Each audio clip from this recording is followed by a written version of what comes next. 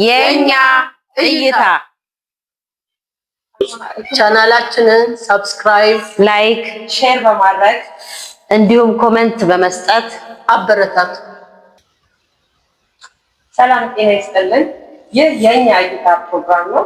እኛም አቅራቢዎቹ እኔ ሳምሪ፣ ዳኒና ወይማ ነን። የኛ የተሰኘው ፕሮግራማችን የምናቀርበው ስለ ማህበራዊ ጉዳይ፣ ስለ ልጆች አስተዳደግ፣ ስለ ትዳር፣ ስለ ጤና፣ ስለ ኑሯችን፣ በአጠቃላይ ስለ ኢትዮጵያዊነታችን፣ ስለ ጥሩም ስለ መጥፎም ጎናችን የምንወያይበት መድረክ ይሆናል። የኛ እይታ የሚለውን ፕሮግራም ለማስተላለፍ ለተመልካቾቻችን ለማስተላለፍ በአንድ አካባቢ የምንኖር ጓደኛሞች በመሆናችን ማህበረሰቡም አካባቢው ያለው ማህበረሰብ ብዙ ጊዜ በእንደዚህ አይነት በማህበራዊ ጉዳይ ላይ ስንወያይ ስለሚያየን ይህንን ለእናንተ ለምን ሼር አታደርጉ በሚለን አስተያየት መሰረት ይህንን ሼር ለማድረግ ወስነን ይህንን ፕሮግራም አዘጋጅተናል።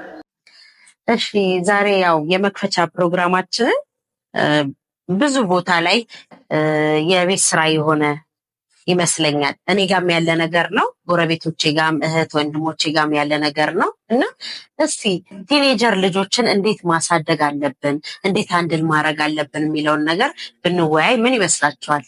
በጣም አሪፍ ሀሳብ ነው። ይሄ ወቅታዊም ነገር ነው። ብዙ ቲኔጀር ልጆች ያው ከወላጆቻቸው ጋር ያለውን ግንኙነትም ማውራት የሚቻልበት እና ሰፊ ባህር የሆነ የውይይት መድረክ የሚያስፈልገው ነገር ነው እና ብንወያይበት ጥሩ ነው፣ ያስኬዳል። ሳምሪ እኔ ይስማማል። በቃ እስቲ ወይኔ ቲኔጀር ልጆች በምን አይነት መንገድ ማሳደግ አለብን ብለሽ ታስቢያለሽ? እንደኔ እይታ እንግዲህ ቲኔጀር ልጆች ማደግ ያለባቸው በወላጆቻቸው ያው ወላጆቻቸውን ሪስፔክት በማድረግ ወላጆችም ለልጆቻቸውን ሪስፔክት በመስጠት ወይና ይቅርታ ላቋርጥሽና አማርኛ ተጠቀኝ። ኦኬ እሺ። በመከባበር ወላጅና ልጆች በመከባበር የሚያሳልፉት ነገር ልጆችም ወላጆችን እንዲሰሟቸው ወላጆችም ልጆችን እንዲሰሟቸው የሚያደርግ ነው። ሌላ በአብዛኛው አሁን የሚታየው ነገር ወላጆችን ልጆች አያውቁም ብለው ነው የሚያስቡት። ልጆች ግን ከሚያስፈልገው በላይ ያውቃል፣ ያነባሉ። ጊዜው የቴክኖሎጂ ነው። ብዙ ነገሮችን የሚያዩበት ጊዜ ስለሆነ ተከባብረው በመከባበር ወላጆችም ልጆችን ጊዜ ሰጥቷቸው እነሱን አዳምጠዋቸው የሚፈልጉትን ነገር ምንድን ነው ሀሳባቸው የሚለውን ነገር መረዳት መቻል አለባቸው እና በመከባበር ብዙ ነገሮችን እንትን ማለት ይችላሉ። አብረው ይቅርታ ሴትል ማድረግ ይችላሉ። ብዙ ነገሮችን አብረው በማሳለፍ ማለት ነው። እንደዛ ይታየኛል። ኦኬ ሳምሪስ ምን ታያለሽ? አመሰግናለሁ። የኔም እይታ ወላጅና ልጅ መግባባት አለበት። የተሻለ የልጆችን ነገር ጥሩ ለማድረግ ወይና እንዳለችው ልጅ ወላጆቹን ማክበር መስማት አለበት። ወላጅም ልጆቹን መስማት ማክበር እና ልጆች ወላጆች ተከባብረው ጊዜያቸውን በጥሩ ሁኔታ ማሳለፍ አለባቸው ብዬ አስባለሁ። ነገ የተሻለ ለመምጣት ግዴታ ልጆች ወላጆቻቸውን መስማት አለባቸው። ምክንያቱም ወላጆች የልጆችን የቲኔጀር ላይ አልፎ ነው ወላጅ ምን ይከሰታል፣ ምን እንደዚህ ቢያደርጉ ምን ይከሰታል የሚለው ወላጅ ጠንቅቆ ያውቃል። ልጅ ምንም ጥያቄ ነው ፍላጎት ቢኖረው ምርጫ ቢኖረው ግድ ግን ወላጆቹን መስማት አለበት የሚል ሀሳብ አለ። መልካም ወይኒም ሳምሪም ያው ጥሩ አብራርታችሁታል። እኔ ደግሞ እናንተ ያላችሁት ላይ ትንሽ ብጨምር ልጆችና እናት ወይም አባት በጣም ግንኙነታቸው ሊሰፋ ይገባል እላለሁ። ማለት ብዙ ጊዜ አሁን የተለመደው ዝም ብለን ትምህርት ቤት መላክ ነው። ይበላሉ፣ ይጠጣሉ፣ ማሟላት ያለብንን ነገር ነው። ግን ከዛ የበለጠ ጓደኛ መሆን መቻል አለብን። በቃ ዲስከስ ማድረግ፣ ስለ እያንዳንዱ ነገር ዲስከስ ማድረግ ባቀረብናቸው ቁጥር እኛን እንደ ጓደኛም እንደ እናትም ያዩንና ብዙ ነገሮችን እንደ ጓደኛ ከተያየ ብዙ ነገሮችን ሳይወጣብን በእኛ መስመር ማስኬድ እንችላለን እላለሁ እና ማክበር በቃ ልጆች ናቸው ብለን እኛን ብቻ እንዲያከብሩ መጠበቅ የለብንም። ማክበርን እኛ ስናከብራቸው እነሱን ሊያከብሩን በእኛው ሊሄዱ ይችላሉ። ስለዚህ የገለጻችሁት መልካም ነው። በእናንተ ላይ ልጨምር ብዬ ነው ሳምሪ። እንግዲህ ተመልካቾቻችን ባነሳነው ጥያቄ ላይ የምትጨምሩት ነገር ካለ ኮሜንት በማድረግ ሀሳባችሁን ግለጹልን። አስተያየትም እንቀበላለን። እንደገና ደግሞ እንድንወያይበት የፈለጋችሁት ርዕስ ካለ እስቲ በዚህ ጉዳይ ተወያዩ የምትሉን ካለ እንቀበላለን። ስላዳመጣችሁን፣ ስለተከታተላችሁን እናመሰግናለን። ክበሩልን፣ እንወዳችኋለን። እሺ አሁን ደግሞ ልጠይቃችሁ ያሰብኩት ጥያቄ ብንወያይበት ብያሰብኩት ጥያቄ መመሰላችሁ ልጆቻችን ጊዜያቸውን በምን ሁኔታ ቢያሳልፉ ጥሩ ነው የሚለውን እስኪ እንወያይበት። ሳምሪ የሚገርምሽ በጣም ውስጥ ያለ ጥያቄ ነው አሁን ያነሳሽው እና በጣም ደስ ብሎኛል። እውነት ነው። የልጆቻችንን ጥያቄ ለመመለስ በምን ይሄ ትልቁ ቦታ ይይዛል ብዬ አስባለሁ። ምክንያቱም ቲኔጀር ላይ ፎከስ አድርጎን ነው መሄድ ያለብን። ምክንያቱም የወደፊቱ አገር ተረካቢዎች በመሆናቸው እነሱ ላይ ፎከስ አድርገን መስራት አለብን እና ለዛም ያነሳሽው ርዕስ በጣም ተገቢና ወቅታዊ ነው። እውነት ነው እና እንደኔ እይታ ልጆች ረፍታች በምን ቦታ ምን አይነት ቦታ መዋል ምን አይነት ቦታ ነው ያው እንደኔ እይታ ሆቢያቸውን ብንከተል እላለሁ። በማይጎዳቸው መልኩ ቤተሰብ አቅሙ በሚፈቅደው መልኩ ሆቢያቸውን ተከትለን ለምሳሌ የኳስ ፍቅር ያለው ልጅ ቢኖረን በክለብ እንዲታቀፍ ብናረገው፣ ስፖርት የሚፈልግ ከሆነ እሱን የሚመጠን እድሜውን የሚመጠን ስፖርት ቤት ብናስገባው፣ እንደዛው ደግሞ እንደገና አንዳንድ ሳይንቲስቶች ምናምኖች የመሆን አላማ ያላቸው ፍላጎት ያላቸው ልጆች አሉ። እነሱን ደግሞ መጽሐፍ በመግዛት አሁን እነዚህ አንድሮሜዳ የሚባሉ መጽሐፎች አሉ አይደለ? አጋዥ ነገሮችን እነሱን በመግዛት በመስጠት በማገናኘት ትልልቅ ያስተምራሉ የምንላቸው ሙዚየሞች በማስጎብኘት ብቻ ከነሱ ታለንት በመነሳት አለ የምንለውን ነገር ድጋፍ ብናረግ ሁላቸውም ደስ ይላል። ከዓላማቸውም እንዳይዛነፉ ምክንያት ይሆናል ብዬ አስባለሁ። ግን ትክክል ነው ያልሽው። እንግዲህ ቲኔጀር ልጆች ብዙ ጊዜ እንደ ህፃንም እንደ አዋቂ አንድ ጊዜ ህፃን ይሆናሉ፣ አንድ ጊዜ አዋቂ የሚሆኑበት ሁኔታ ነው እና ያለው እንዳልሽው ፍላጎታቸውን መከተል ጥሩ ነው።